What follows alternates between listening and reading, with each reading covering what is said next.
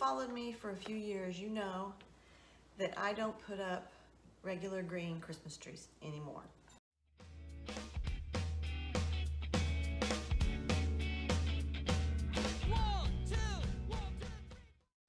I've done aluminum trees, and I've done a tree on a window screen, and I've done a lampshade tree.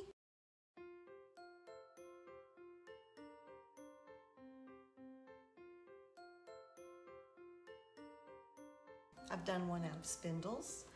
I've done one out of a vertical spindle with wires. Those tend to be on the small side.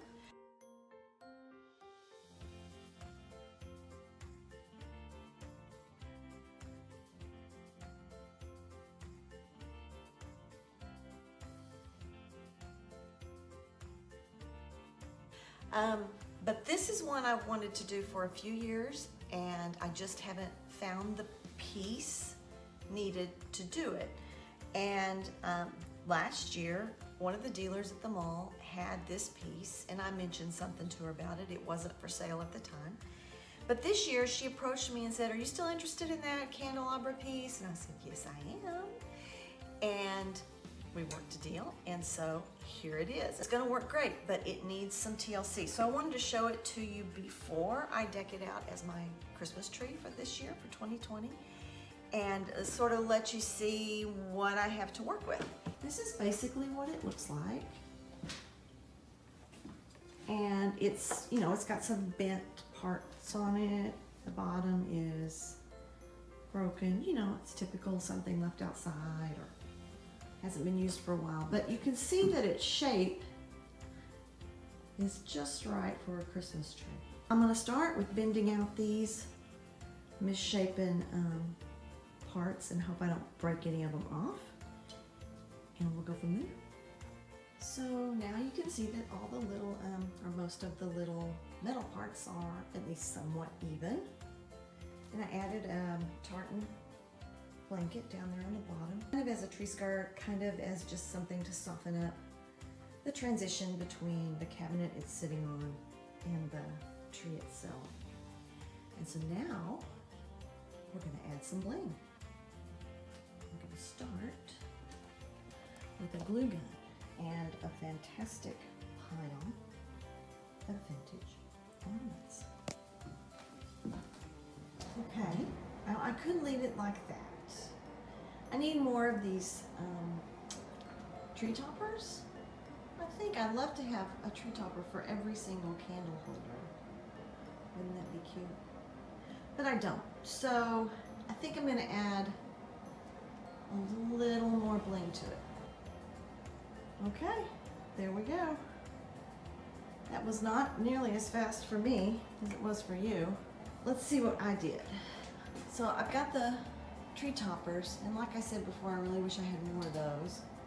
But since I didn't, I used teardrop ornaments turned upside down.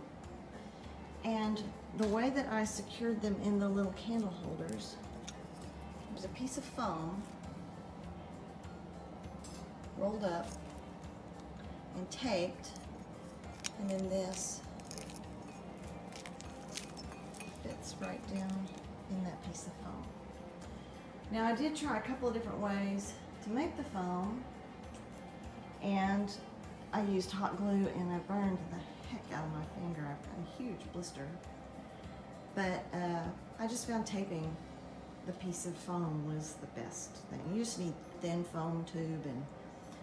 And so then I wrapped the wire, or not the wire, the metal. I wrapped the metal down the middle with a garland of flowers, and then added the garland, pieces of the garland around the candle holders like that. Just to sort of, you don't have to, but it hides that foam piece. And of course then I just hung ornaments, and I hung them from every loop and every curlicue. And I like to use vintage ornaments, but you could use whatever you want. Like I said, I don't put up a green tree or, you know, a traditional Christmas tree. I haven't done it in years. Oh, I think I need to take that clock down. All right, now the clock is down. What do you think? Leave the clock up or take it down? I'm gonna leave it down. The reason I don't put up traditional trees is because it just got boring and nobody helped me. Nobody helped me put it up. Nobody helped me take it down. I'll link below to some of my tree videos. I think I can find them. I think they're on YouTube, and they sort of show some of the non-traditional trees I've had over the years. And I've been doing this for many years. You know, not 10, I don't think, but quite a few. So until we get presents for now, I've just got some vintage ornament boxes down there, and I need to get my little bow out for my little horse. And do the rest of the house. So with it, took a couple of tries, but the main thing I did last was I removed the garland around the center pole. And I think that made all the difference to sort of make it a little more rustic, and now you can see those curlicues in there. I don't want to hide the rustic, that's part of it. So, yeah, I think that is what I wanted. Now you can see how I light it up. This is how I light my trees that are metal. I guess it's dangerous to put lights on metal. I guess that's why they never did lights on those old aluminum trees. What I've done on this one, and I do have a changing color light. There's a light that you can buy. It's not the wheel, it's a changing color light, and it's real quiet and it just fades in and out of different colors.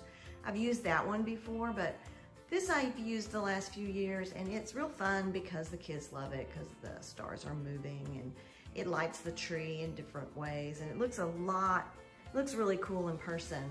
I don't know how it's gonna translate to the camera, but anyway, that's how I light my little tree, and I mean, it's really easy. You don't have to string lights and you don't have to take them down. So check below for the links to prior year's trees, and y'all have a great Christmas.